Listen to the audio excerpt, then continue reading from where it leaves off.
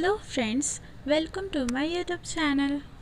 Class 11th Biology Lectures Chapter 1 The Living World. So students, इस chapter को पढ़ने से पहले हम इसमें दिए गए इम्पॉर्टेंट टर्म्स जान लेते हैं ताकि हम ईज़िली इस चैप्टर को समझ सकें. सबसे पहले डाइवर्सिटी यानी किसी भी चीज़ की लार्ज वेराइटी, बायोडाइवर्सिटी यानी ऑर्गेनिज़म्स की लार्ज वेराइटी, नॉमेनक्लेचर यानी ऑर्गेनिज़म्स को उसके साइंटिफिक नेम देना, आइडेंटिफिकेशन यानी उसी ऑर्गेनिज़म्स के करेक्ट डिस्क्रिप्शन ताकि हम उसके बारे में अच्छे से जान सकें, क्लासिफिकेशन यानी सिमिलैरिटीज़ और डिफरेंसेस के बेस पर हम ऑर्गेनिज़म्स को अलग अलग कैटेगरीज़ में ग्रुप वाइज रख सकें, टैक्सॉन यानी कैटेगरी ऑफ क्लासिफिकेशन, टैक्सोनॉमी यानी ऑर्गेनिज़म्स के क्लासिफिकेशन का प्रोसेस, सिस्टमैटिक्स यानी ये वो ब्रांच है बायोलॉजी की जो कि टैक्सोनॉमी के साथ साथ एवोल्यूशनरी रिलेशनशिप जो कि ऑर्गेनिज़म्स के बीच में होता है उसके साथ डील करता है, स्पीशीज़ यानी इंडिविजुअल ऑर्गेनिज़म्स का ग्रुप जिसमें फंडामेंटल्स सिमिलैरिटीज़ हों और साथ ही साथ सेक्सुअली रिप्रोड्यूसिंग की कैपेसिटी.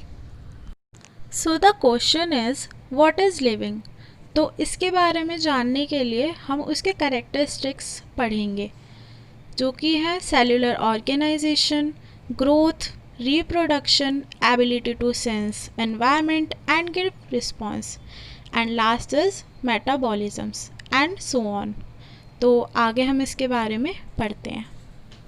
ऑल ऑर्गेनिज़म्स ग्रो यानी सारे ऑर्गेनिज़म्स ग्रो करते हैं चाहे वो लिविंग हो या फिर नॉन लिविंग. मास का इंक्रीज़ होना या फिर नंबर ऑफ सेल्स का इंक्रीज़ होना ये ग्रोथ कहलाता है.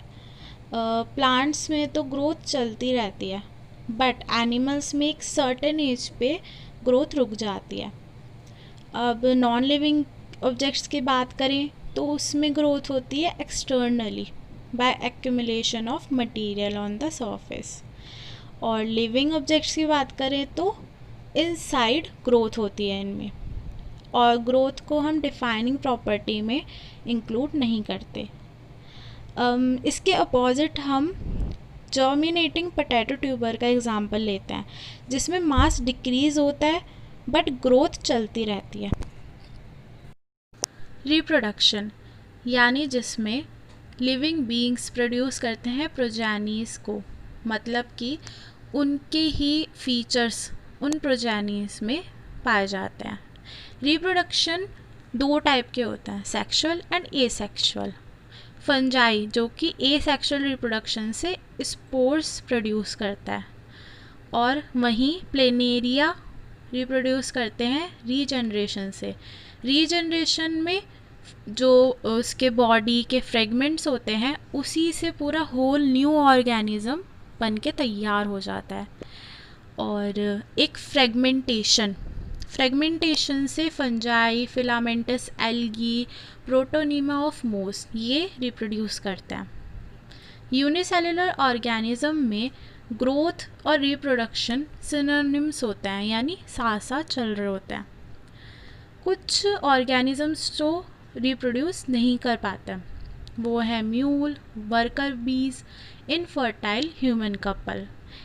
इसलिए हम इसे डिफाइनिंग प्रॉपर्टी में कंसिडर नहीं करते क्योंकि इसमें कुछ ऑर्गेनिज़म्स रिप्रोडक्शन कर सकते हैं तो कुछ नहीं कर सकते, तो ये हमारी लाइफ के डिफाइनिंग प्रॉपर्टी में कंसिडर नहीं होता. मेटाबॉलिज्म यानी कि लिविंग ऑर्गेनिज़म की बॉडी में केमिकल रिएक्शंस होती हैं बहुत सारी, जिसमें कुछ एनाबॉलिक तो कुछ कैटाबॉलिक होती हैं. सारी रिएक्शन एक साथ होती है जिसे हम मेटाबॉलिक रिएक्शंस कहते हैं, और इस प्रोसेस को हम मेटाबॉलिज्म कहते हैं. इसमें कोई एक्सेप्शंस नहीं होते एंड ये हमारी लाइफ की डिफाइनिंग प्रॉपर्टी में इंक्लूडेड है. सेलुलर ऑर्गेनाइजेशन यानी लिविंग ऑर्गेनिजम्स में सेल और उसके प्रोडक्ट्स होते हैं। ये हमारी लाइफ की डिफाइनिंग प्रॉपर्टी है। एंड जैसे कि हम इस इमेज में देख सकते हैं, ऑर्गेनिजम्स दो टाइप के होते हैं, प्रोकैरियोट्स एंड यूकैरियोट्स। प्रोकैरियोट्स में मोनेरा आता है और यूकैरियोट्स में फर्दर डिवीज़न यूनिसेल्युलर और मल्टीसेल्युलर में होता है। यूनिसेल्युलर जिसमें एक सेल प्रेजेंट होता है, उसमें प्रोटिस्टा आता है with cell wall. And multicellular में एनिमेलिया आता है विदाउट सेल वॉल, जिसमें बहुत सारे सेल्स प्रेजेंट होते हैं। प्रोटिस्टा जो कि विद सेल वॉल है, उसमें फर्दर दो डिवीज़न होता है, जिसमें फोटोसिंथेसिस नहीं होता और जो फोटोसिंथेसिस के लिए एबल है।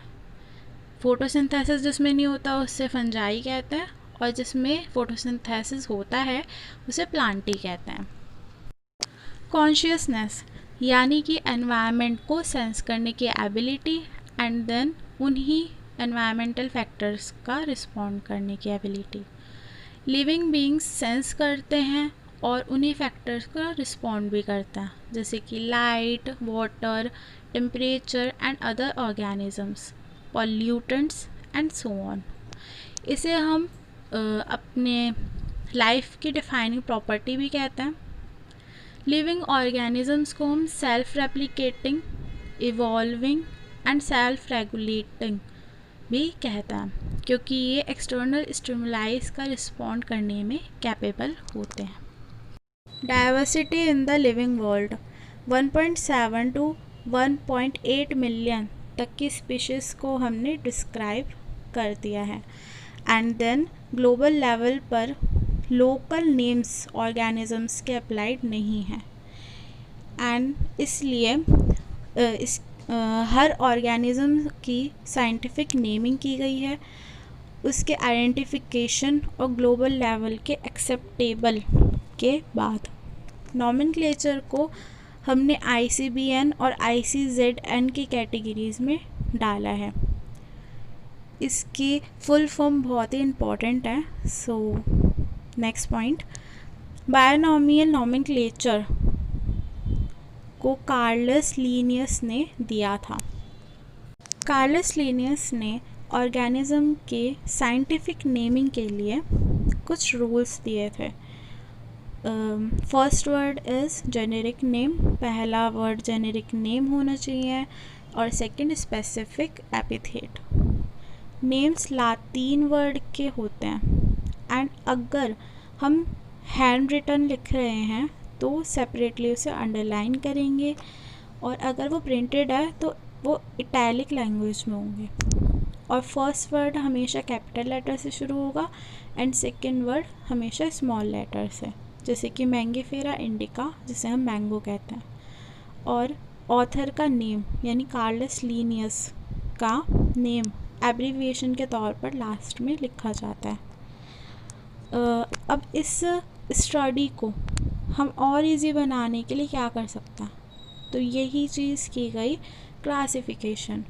इसे कैटेगरीज या फिर ग्रुप्स में बांटा गया, जिसे हम टैक्सा कहते हैं।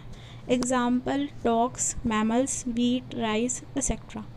और इस क्लासिफिकेशन के प्रोसेस को ही टैक्सोनॉमी कहा गया। एंड आइडेंटिफिकेशन, क्लासिफिकेशन, नॉमेनक्लेचर, ये बेसिक है टैक्सोनॉमी के। और अगर हमें ऑर्गेनिजम्स के बीच के एवोल्यूशनरी रिलेशनशिप के बारे में पढ़ना है तो उसे हम सिस्टमैटिक्स कहते हैं।